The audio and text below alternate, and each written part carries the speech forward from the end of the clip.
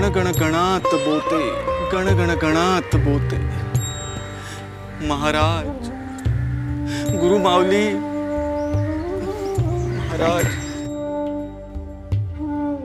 महाराज। महाराज काय करणार आहे? ते डॉक्टर आहेत का वैद्य? ते सर्व काही आहे। ते ब्रह्मांड नायक आहे। हो ना? मग तुमच्या महाराजांना आज हा पाया झालेला पोट बरा करायला सांगा, म्हणजे झालं। करते, नक्की करते। धन्य आहात तुम्ही आणि तुमची श्रद्धा। पण श्रद्धा एका मर्यादेपलीकडे गेली ना की त्याला अंधश्रद्धा म्हणतात। भाऊ, तुम्ही स्वतः डॉक्टर आहात, तुम्हाला असं वागणं शोभत नाही।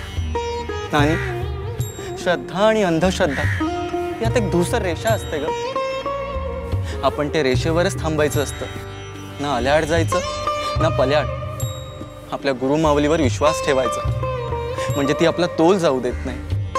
छान, छान तत्वज्ञान पाझळलं तुम्ही, पण त्यांनी अशी दुखणी बरी होत नाही। नानी, अगं नको का काळजी करू। नेहमी ठरवते, पण नाही भाऊ, तुम्ही मला धाकट्या भावासारखे। तुम्हाला काही दुखलं खुपलं ना, काळजात सर्र होतं माझ्या। अगं नानी, अजिबात बोलायचं नाही। आणा बघू पाय, पायाला पोटीच बांधते। अहो, झाडपाल्याचंही औषध आणलंय, ते लावण्याने एखाद्याला आराम पडेल तुम्हाला। अगं नानी, पोटेच बांधून मी दवाखान्यात कसा जाऊ? म्हणजे अहो, या अवस्थेत तुम्ही दवाखान्यात जाणार? का नको जाऊ? अगं तिकडे दवाखान्यात माझे पेशंट्स तात्काळत असतील। कोणीही तात्काळत नाही। हो, आपली तब्येत महत्वाची, मग दुसऱ्याची नाही। ते काही नाही, फोड पायाचा बरा होईपर्यंत मी तुम्हाला कुठेही जाऊ देणार नाही। अगं नानी, गप्पा म्हणजे गप्प, इथे गुपचूप बसायचे, कुठेही जाऊ देणार नाही मी तुम्हाला। महाराज, गण गण गणात बोते, गण गण गणात बोते। महाराज, गण गण गणात बोते। हे लावलं ना की चांगला आराम पडेल तुम्हाला। महाराज, गण गण गणात बोते, गण बरं वाटेल बघ।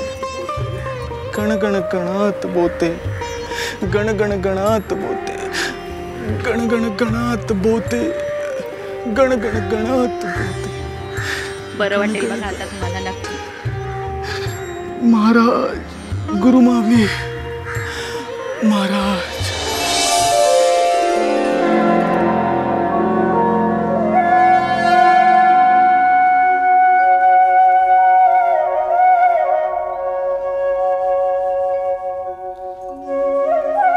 अरे किती कणशील, किती कणशील। महाराज, मी तोंडाने हो का चूक केलं नाही। फोड झाला की वेदनाही होणारच। फोड फोड कोणाला झालाय महाराज? वेदना ही साडेसातीसारखी असते, ती माणसाला सहन करायला शिकवते। या वेदनेतूनच माणसाचा नवा जन्म होत असतो। हो महाराज। होय काय महाराज, वेदनेतून माणसाचा नवा जन्म होत असतो। ठाऊक आहे मला, तू नको मला अक्कल शिकवूस। तोंड बंद ठेवून गप्प बैस, तुझ्याशी नाही मी बोलत। हो महाराज। बघ, पुन्हा तोंड उघडलंस, चुकलं महाराज। बघ पुन्हा। गण गण गणात बोते, गण गण गणात बोते, गण गण गणात बोते, गण गण गणात बोते।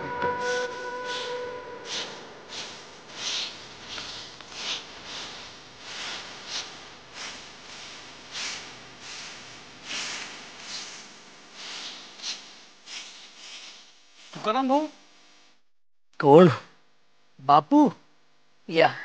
अहो, आज तुमची तब्येत ठीक दिसत नाही, तुम्ही विश्रांती घ्या बघू, मी अंगण झाडतो। नको बाबा, अहो हे माझं व्रत आहे, ते मलाच पार पाडू दे। अहो, तुम्ही इथे येऊन नेहमीच सेवा करता, पण सध्या तुमची तब्येत ठीक नाही म्हणून मी नाही बापू, मी ठीक आहे। अहो, कानामागे ऋतून बसलेला छर्रा अधूनमधून यातना देतो खरा, पण मला त्याचं कौतुक नाही। कोणत्याही कारणानं मी माझ्या सेवेत खंड पडू देणार नाही। अहो पण बापू, राहिलं, पण तुमच्या यातना महाराजांना दिसत नसतील का? दिसतात. मग अहो, महाराजांच्या पायाचं तीर्थप्राशन करून आजवर बऱ्याच भक्तांच्या व्याधी दूर झाल्यात. तुम्ही का तसं करत नाही? ती वेळ अजून आलेली नाही. म्हणजे बापू, अहो भक्तिपंथानं जायचं म्हणजे श्रद्धा आणि सबुरी असायला हवी. आणि या वेदना म्हणजे माझे भोग आहेत, ते मलाच भोगून संपवू दे. माझी तक्रार नाही. अहो इथं नित्य नियमाने आल्यामुळे मला महाराजांची सेवा करण्याची संधी मिळते, त्यांचा सहवास लाभतो. यातच माझं सुख आहे. या वेदनेचं संकट ओढावल्यामुळे मी माझ्या सेवेत कसूर करणार नाही. धन्य आहात तुम्ही तुकाराम भाऊ. मी सर्वसाधारण माणूस आहे बापू, पण या वेदनेला सहन करण्याची शक्ती मला महाराजांनीच प्राप्त करून दिली आहे. महाराज,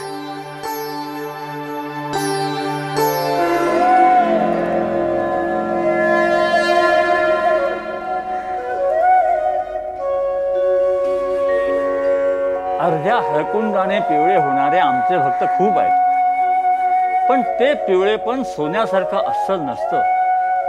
यातना सहन कराव्या लागला की पितळ उघडं पडतं.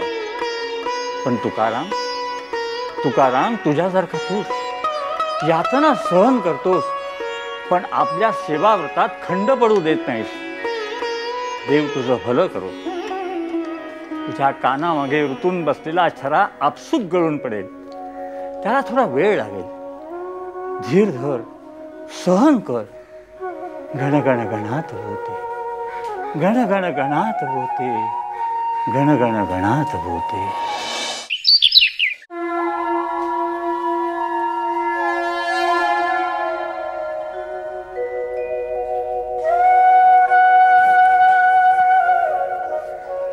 महाराज, जीवाला वेदना का असतात? त्याचं प्रयोजन काय? वेदना म्हणजे संवेदना, जाणीव. आपण सजीव आहोत ह्याची जाणीव प्रत्येक संवेदनेतून आपल्याला होत असते. वेदना आपल्याला शहाणपण शिकवते, काय करू नये ते शिकवते.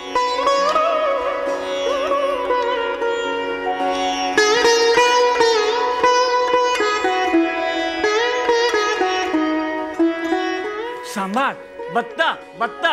महाराज, चंदन चावल बेल के पतिया शिवजी के माथे धरो रे. चंदन चावल बेल की पतिया शिवजी के माथे धरो रे. आई महाराज, अहो काय झालं? पत्ता पडला पायावर. अहो आता बत्त्याशी काय काम पडलं तुम्हाला? पोटात थोडं मळमळत होतं, म्हणून म्हटलं आलं कुठून तोंडात टाकावं. अहो पण हे तुम्ही मला नाही का सांगायचं? अहो मी चूर्ण दिलं असतं तुम्हाला. अहो इथे धड उभंही राहता येत नाही तुम्हाला, आणि हे नसते उपद्व्याप कोणी सांगितले? नानी, किती ग कामं सांगणार तुला? आधीच घरात दिवसभर मर मरत असते, त्यातून हे माझं दुखणं. नानी, माझ्या जन्मदात्या आईने जेवढं केलं असतं ना, तेवढंच तू करतेस बघ माझं. अगं अगदी धाप लागली तर श्वासही चोरून घेतेस तू, पण कुणाला कळू देत नाहीस. नानी, मी माझ्या जन्मदात्या आईला पाहिले नाहीये ग, पण ती अगदी तुझ्याच सारखी असेल.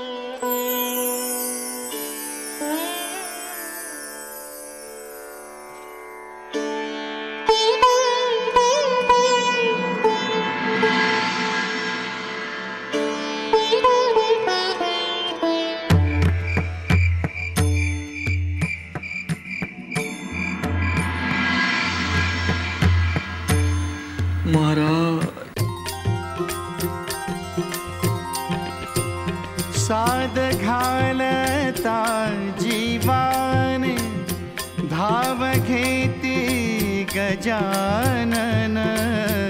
प्रगटते भक्तांसाठी कोठल्याही रूपातून. धुन लागता नामाची, धुन लागता नामाची. लाभे अपार हे सुख शेगावीचे योगीराज शेगावीचे योगीराज थोर ब्रह्मांड नायक ब्रह्मांड नायक ब्रह्मांड नायक ब्रह्मांड नायक इतक्या रात्री कोण आला असेल काय माहित. डॉक्टरला पेशंट भेटायला आले असतील.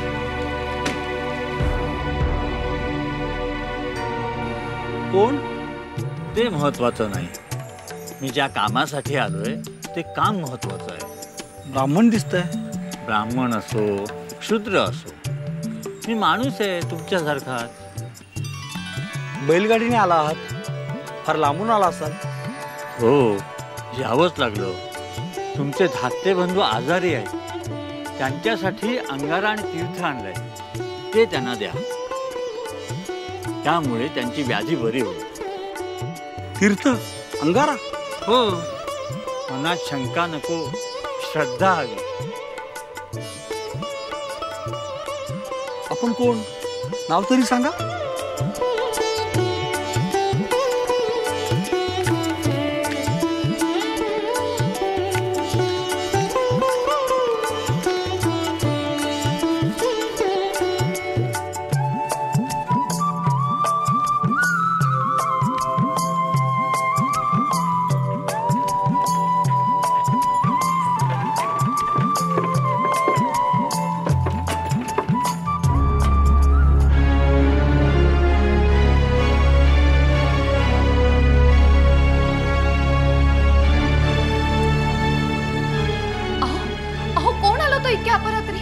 देव जाणे नाव नाही सांगितलं. म्हणजे पण भाऊसाठी हे तीर्थाने अंगारा दिलाय. याने भाऊला आराम पडेल म्हणाले. अहो मग बघत काय बसला. अहो थांबवा दे ना. त्यांचे आपण पाय धरू. जा जा तुम्ही. आणि धर हे लाव भाऊला. मी आलोच.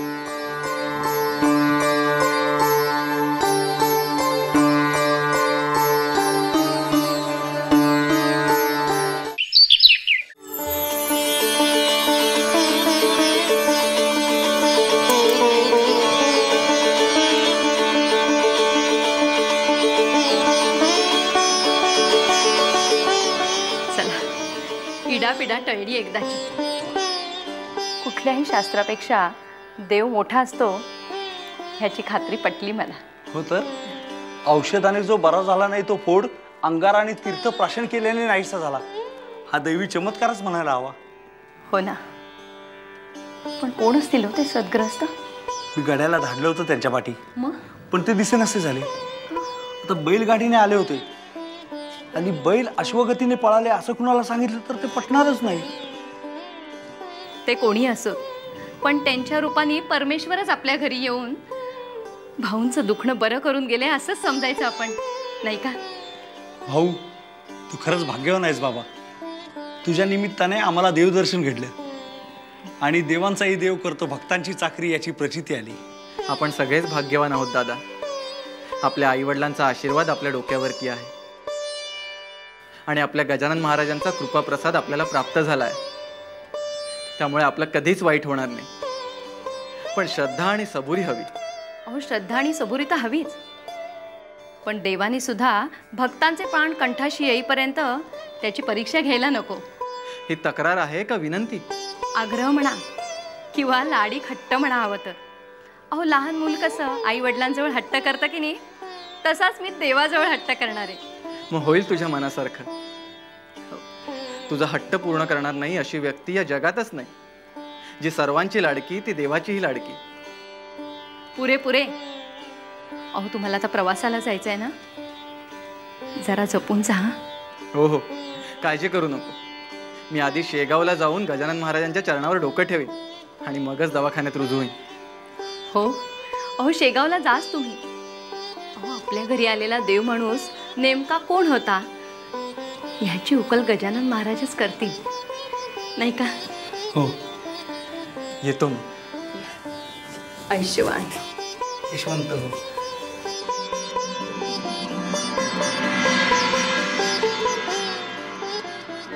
महाराज महाराज, माझ्या हातून काही चूक घडली आहे का? घडली असेल तर मला क्षमा करा महाराज, पण माझ्याकडे अशी पाठ करू नका. आई जर आपल्या लेकराकडे पाठ करून बसली तर ते लेकरू कोणाकडे बघेल? ते लेकरू पोरकं होईल महाराज. महाराज बोला ना महाराज. आमचा बोलण्यावरती विश्वास नाही, कृतीवरती विश्वास आहे. माझ्या हातून काही चूक घडली आहे का महाराज? तसं असेल तर मला सांगा महाराज. तुझा तूच विचार कर. समजलो. मी इतके दिवस तुमच्या दर्शनाला आलो नाही म्हणून तुम्ही रागावलात ना माझ्यावरती. पण हा लटका राग बाजूला ठेवा आणि माझं न येण्याचं कारण जाणून घ्या महाराज. कारण महाराज, माझ्या पायाला फोड झाला होता आणि मी स्वतःच औषध उपचार केले, शस्त्रक्रियाही केली, पण फोड काही बरा होईना. जसं निवडुंग उपटल्यावरती त्या जागी दुसरं निवडुंग येतं, अशीच गत झाली होती माझ्या फोडाची. परंतु एका रात्री एक ब्राह्मण आमच्या घरी आला आणि तो अंगारा आणि तीर्थ देऊन गेला. तो अंगारा जिभेवर ठेवला आणि ते तीर्थप्राशन केले तर काय चमत्कार! माझा फोड गळून पडला होता. जे औषध उपचाराने साध्य झालं नाही ते श्रद्धेने झालं. आणि महाराज, तडक तुमच्या भेटीला आलो. आपल्याला हवं ते साध्य करून घ्यायचं आणि मगच देवाच्या दर्शनाला जायचं. ही माणसाची खोड कधी मोडणार कुणास ठाऊक. तो ब्राह्मण इतक्या दूरवरून तुझ्या दारात आला, त्याचा आदरातिथ्य केलं नाहीस. त्याचं राहू दे, जिनान त्याच्या बैलानं वैरण तरी घालायचीस. तुमचे धाकटे बंधू आजारी आहेत, त्यांच्यासाठी अंगारा आणि तीर्थ आणलंय, ते त्यांना द्या. त्यामुळे त्यांची व्याधी बरी होईल. महाराज, आम्हीच नाही तर ते बैलही रुसले आहेत तुझ्यावरती. जा, बघ बाहेर, आधी त्यांची क्षमा माग, त्यांना पोटभर खाऊ घाल आणि मग आमच्याकडे ये. महाराज, म्हणजे ते ब्राह्मण दुसरे तिसरे कोणी नसून स्वतः तुम्ही होता महाराज.